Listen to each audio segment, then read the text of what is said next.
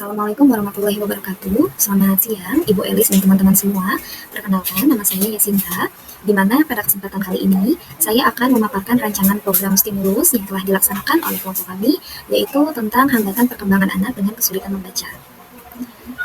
Saya dari kelompok 5 yang beranggotakan Nazla Syabil, Putri Nurhalisa, Siti Atika, Sri Panca, dan Yasinta dari saya sendiri.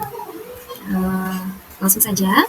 Nah, di sini kelompok kami memilih tahap perkembangan manusia anak awal yang terjadi pada rentang usia 6 sampai dengan 12 tahun, di mana anak-anak pada usia ini biasanya mengembangkan kemampuan berbicara, bersosialisasi, dan kecakapan motorik halus seperti membaca, menggambar, atau memegang pensil. Nah, peran interaksi dengan lingkungan dan stimulus yang baik ini sangat penting dan berpengaruh dalam mendukung perkembangan mereka. Nah, perkembangan anak pada fase awal ini melibatkan beberapa aspek, di antara lain ada aspek fisik, kognitif, sosial, dan emosional, bahasa, dan perilaku. Kita akan bahas satu persatu. Di sini ada aspek fisik, di mana pada tahap ini anak memiliki pertumbuhan tubuh yang cepat, dan juga anak mulai mengembangkan sistem motorik kasar dan halus. Selain itu, indera seperti penglihatan, pendengaran, dan sentuhan juga mulai berkembang dengan baik. Yang kedua, ada aspek kognitif. Nah, pada tahap ini, anak mulai mengembangkan kemampuan berpikir dan memahami dunia sekitar. Nah, anak juga mengalami proses belajar dan mulai mengenal warna dan bentuk benda.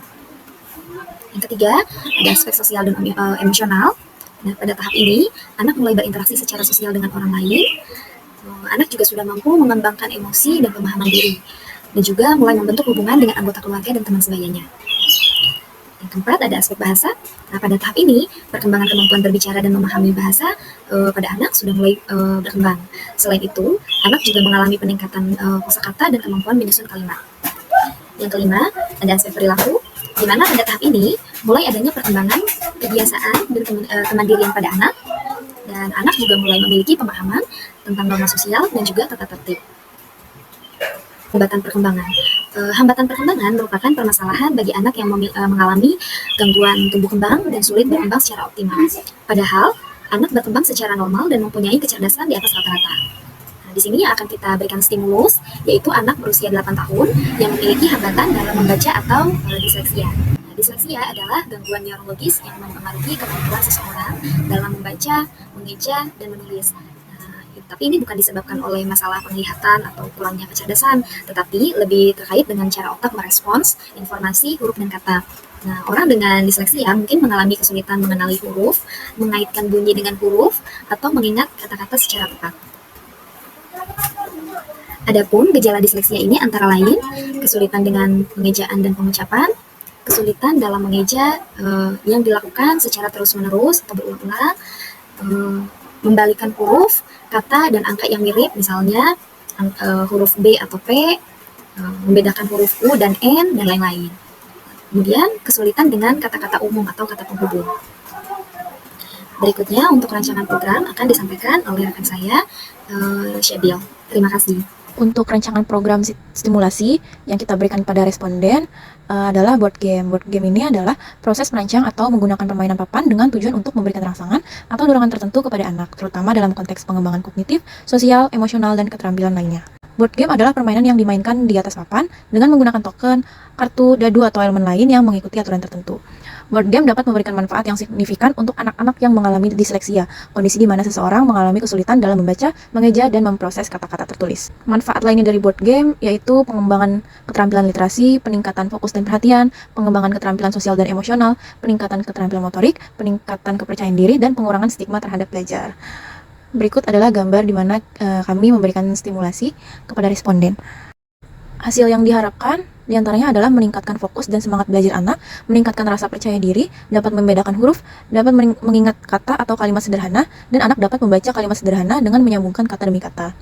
Sedangkan hasil yang diperoleh setelah kami memberikan stimulus, yaitu anak lebih lancar dalam mengeja dan membaca, anak dapat memusatkan fokus terhadap pembelajaran, dan anak dapat mengingat dan membedakan huruf. Kesimpulannya, dengan stimulus board game ini, bisa membantu mengurangi gejala disleksia pada anak. Hai semua, jadi aku mau memperkenalkan diri dulu. Aku Atika, ini yang jadi aku acara. Jadi untuk problem yang aku bawa ini yaitu adik aku sendiri. Adik aku ini ada masalah sama membaca ataupun mengeja. Kalau untuk huruf-huruf sih dia udah tahu, tapi kalau untuk spelling abjad lebih banyaknya kayak agak kurang gitu. Nah, untuk stimulasinya aku mau coba mainan yang berupa huruf atau abjad. Di sini juga kita ada angka. Untuk hurufnya ini ada huruf kecil dan huruf besar. Kira-kira stimulus yang kita berikan ini bisa nggak ya buat bikin dia jadi lebih bisa cepat membaca dan mengerti untuk mengeja huruf lebih cepat. Terima kasih. Aku kelas aku 1 SD. Di sini aku mau belajar eja huruf dan angka. Kira-kira aku bisa ya. Kira-kira di sini aku udah nyusun abjadnya ya. Untuk selanjutnya kira-kira adik aku bakal tahu nggak ya semua abjad yang ada di sini supaya dia bisa langsung memperkenalkan huruf. Boleh Ica langsung dieja ini? A B C D E F G H I J K L M N O P Q R S T U V W X Y Z. Selain huruf juga adik aku emang udah beberapa tahu mengenai angka. Ya. Hai semuanya, setelah yang kita lihat di video sebelumnya kan Anissa udah spelling abjad kan ya dari A sampai Z. Sekarang untuk video saat ini kita coba Ica untuk menyusun namanya dia berdasarkan huruf-hurufnya ya. Ica namanya tadi siapa? Anissa ya? Anissa, oke. Coba boleh diambil huruf-hurufnya terlebih dahulu. Anissa, hurufnya gimana? Dari A, lalu N yang mana? Oke, lalu I, lalu S yang mana? Lalu A. Oke, dibacanya apa? Anissa. Kita nama kita coba sekarang pakai nama hewan. Ada nggak hewan yang favoritnya Ica? Apa hewan? Kucing. Bisa nggak coba eja pakai ambil huruf dari K yang mana? Kucing. K-nya yang mana? K. Lalu apa di situ? U. Oke, yang U yang mana? Habis U apa? C. Oke, coba huruf C yang mana? C. Habis C? Habis C apa? I. Oke, betul. Lalu habis I apa? Ayo.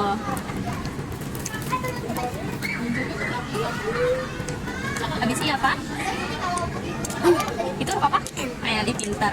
Satu huruf lagi, huruf terakhir. Apa kira-kira? Ayo. Habis N, huruf apa? Huruf G. Yang terakhir itu huruf G ya. Yang G yang mana? Nyampe nggak? Kejauhan ya. Kita taruh sebelah sini. Kita atur ulang ya. Biar nggak terlalu jauh sebelah sini. Dibacanya apa? Kucing. Oke. Kan habis itu sesudah nama hewan, ini tuh bisa bertahap ya semuanya. Nanti semakin pelajaran yang dikasih ke anak tersebut, nanti semakin naik juga levelnya. Oke. Jadi kuncinya adalah sering-sering berlatih. Kita bakal ngeja benda. Coba. Kalau ngeja apa aja tuh? Kita susun deh. Oke. Selanjutnya huruf E. Lalu ada huruf apa ya? Ada J. Terakhir apa ya kira-kira? Apa ya kira-kira? Huruf A. Coba baca. Diajak. M E J A. Dibaca. Eja.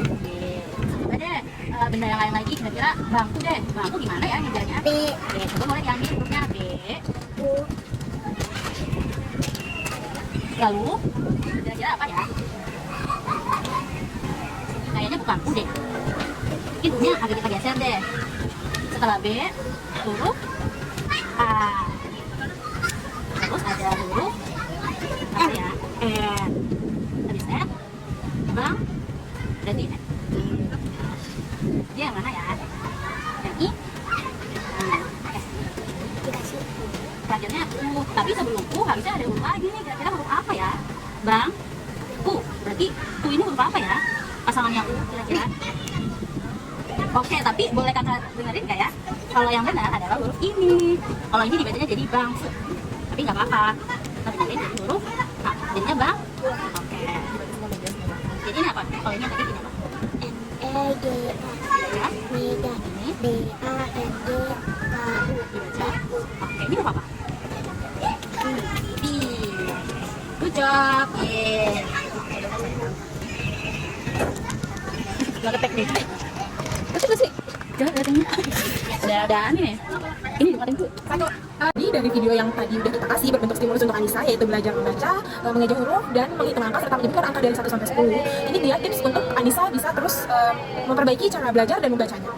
Dan supaya untuk teman-teman atau yang adik-adik yang sekitaran umurnya sama kayak Anissa punya keterhambatan atau hambatan seperti Anissa, kayak misalnya spelling huruf atau mengenai kebahasaan, mungkin bisa dilatih setiap harinya kurang lebih 30 menit.